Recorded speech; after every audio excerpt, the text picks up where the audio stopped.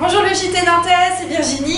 Je suis avec Claire au bar Le Chat Noir qui se situe au tramway Commerce sur la ligne 1. Bonjour Claire. Bonjour. Ça va? Impeccable. Eh ben, écoute, on est ravis de t'interviewer, de savoir un petit peu l'histoire de ce lieu qui est très très chouette. Est-ce que tu peux nous dire depuis combien de temps il a été créé, puis comment il a été créé, parce que c'est un bar, c'est pas qu'un bar apparemment, c'est aussi un lieu de vie, enfin voilà, raconte-nous un petit peu. Alors j'ai monté il y a 9 ans maintenant, en changement, reconversion professionnelle totale, puisque je n'avais jamais fait de bar, et en même temps c'est quelque chose qui moi m'attirait vraiment, pour le lien direct avec les gens. J'avais envie d'avoir du lien social en permanence. Une vie en mouvement, c'est vraiment le cas avec un bar, on ne s'ennuie pas. Et après sur un lien avec les artistes aussi, j'avais envie de vivre et d'évoluer avec des artistes. Et c'est vrai que ce lieu-là le permet vraiment. Et donc c'est tout cet ensemble de choses-là qui m'a poussé à monter un café. C'était un concours de circonstances, ce lieu-là était à vendre en liquidation judiciaire, donc je l'ai acheté une bouchée de pain vraiment, et je n'avais pas les moyens d'acheter un bar ailleurs. Mais donc ça s'est fait comme ça, et en même temps il est très grand en plein centre-ville, donc quand même un lieu à haut potentiel. Et donc ça s'est fait, même les travaux eux-mêmes se sont faits avec une vingtaine d'amis. On a tout refait du sol au plafond, et en fait l'âme du lieu, je pense, a été marquée dès le départ par une énergie collective très forte. Et je crois que c'est ce qui marque ce lieu-là depuis toujours, c'est du collectif, Parce que toi, tu es nantaise de base. Ah, je suis née à Nantes, de 0 à 3 ans, j'étais à Nantes, ouais. Et après non, je suis partie au Maroc, je suis partie à Toulouse. Ouais, donc, mais tu es revenue donc vivre à Nantes, et tu avais ça à cœur de créer un lieu. C'est ça, cette ville-là, c'est pour l'aspect culturel de la ville de Nantes. J'avais envie de vivre à Nantes. Ouais. Et à partir de là, ben oui, autant créer son lieu culturel. Ben oui.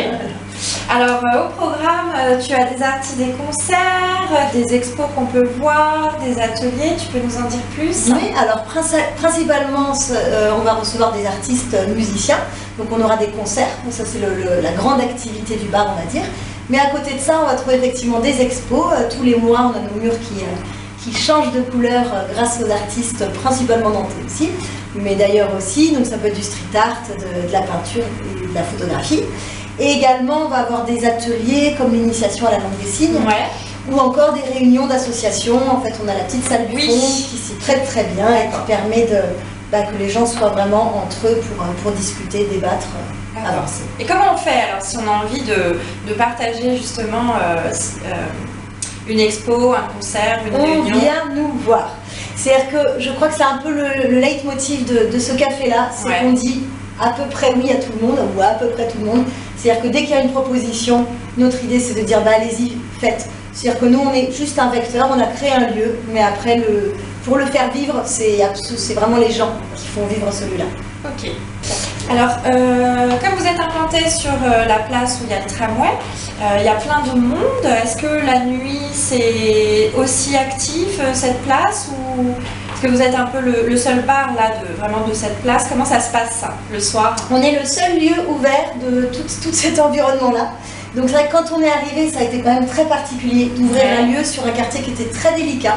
On avait beaucoup de deals qui se déroulaient juste devant le bar, donc des dealers qui étaient en place depuis vraiment très longtemps.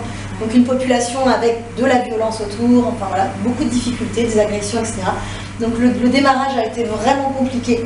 Ça a été un peu une guerre de territoire qui aujourd'hui est gagnée, et même aujourd'hui, grâce aux travaux de la ville, ils ont refait toute la place Fédo Commerce. Maintenant c'est vraiment que du bonheur, y compris à l'extérieur.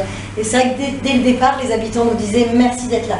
Parce qu'en fait, un lieu éclairé avec des gens posés en terrasse qui discutent, qui sont bien, ça apaise l'ambiance d'une ville, ça rassure. Et du coup, c'est vrai que on a fait évoluer le quartier. En même temps que le bar a évolué, le quartier a évolué. Oui, parce que tu me disais aussi que le soir, il y a certaines personnes justement qui ne sont pas forcément rassurées de traverser cette place et qui pouvaient venir dans ton bar parce que c'était ouvert. Se réfugier, etc. Voilà, c'est arrivé, ou même pendant des manifestations aussi. Et c'est d'ailleurs pour ça que même la mairie a mis en place la notion de café citoyen. C'est-à-dire le fait de reconnaître que nos lieux sont essentiels pour apaiser la vie nocturne. Mais oui, oui. Donc ils ont vraiment un rôle important dans le fait que les populations puissent venir se réfugier ici. Parce qu'il y a de la vie et que... Il y a de la vie et puis une vie joyeuse. Ouais. Ok.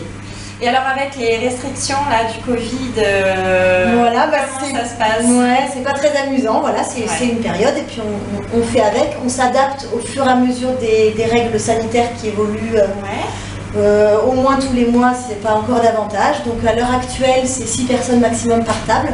Donc en fait, on a cloisonné le bar, mis des petites plaques de plexi entre chaque table de manière à sécuriser le lieu et puis évidemment avec port du masque, avec tout ce qu'on nous demande aujourd'hui.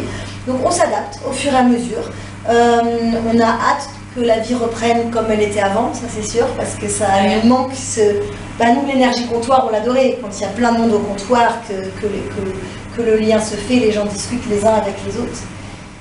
Et je vois qu'il y a tout le monde, je vois même des fois les chiens qui viennent aussi, tu acceptes, tu accueilles. Alors on accueille à la condition que ce soit, voilà, c'est ça, un par un, on accueille en limité, on va dire. Voilà. C'est-à-dire que notre but c'est vraiment aussi qu'il y ait vraiment un contexte où les populations différentes puissent se rencontrer. Ça c'est vrai qu'on est ouvert à absolument tout le monde. Ouais. C'est un bar très ouvert avec l'accueil de chacun. Alors dans ce bar, tu disais que tu as impulsé en fait cette création de lieu, mais tu disais que tu avais été entourée par plein de gens. Est-ce que là, vous êtes une équipe, tu es toute seule? Comment ça se passe? C'est pas un bar associatif comme tu le disais, vous êtes salarié et toi tu es la propriétaire du bar. C'est ça, donc effectivement, énormément de gens pensent qu'on est une association. Ouais. Simplement parce qu'on s'entend très bien l'équipe, on est comme une famille, vraiment, on vit nos soirées ensemble, c'est un lieu de vie pour nous. C'est une aventure humaine plus qu'un travail, déjà parce qu'on n'a pas la sensation de travailler vraiment, on a la sensation juste de se retrouver et de vivre un temps tous ensemble, que ce soit nous l'équipe ou avec les autres. Et c'est vrai que les décisions sont prises collectivement aussi, c'est-à-dire que plutôt que d'avoir un dirigeant qui choisit et puis une hiérarchie dans l'entreprise, là, on est tous ensemble, à réfléchir ensemble, à faire évoluer le lieu dans un sens qui nous corresponde à tous. C'est-à-dire que j'ai mes idées, et puis on en débat, ça correspond pas, et puis on fait évoluer en fonction. Donc on est vraiment sur du collectif. Mmh. Ça met en lien un peu tes valeurs dans ton mode de vie personnel. Et puis même dans la sélection, à la limite de mes collègues, la sélection ne se fait pas sur le fait qu'ils sachent déjà servir des verres ou pas. Oui, pour moi, c'est une excuse. Ce qui est très important, c'est le fait qu'ils aient plaisir à partager un temps avec les autres. Donc c'est juste leur manière d'être accueillants. Alors comme tu peux le voir, à partir de ce moment-là, ça coupe. Ça doit venir d'un réglage de l'appareil photo, donc on n'a pas pu faire le montage. En tout cas, c'était super cool cette interview, on remercie beaucoup Claire et peut-être qu'on en refera une autre plus tard avec une meilleure qualité et de son et de vidéo parce que même le son, le micro n'a pas marché, c'est pour ça qu'on a le micro de l'appareil. Enfin voilà, merci beaucoup pour le visionnage et à très bientôt.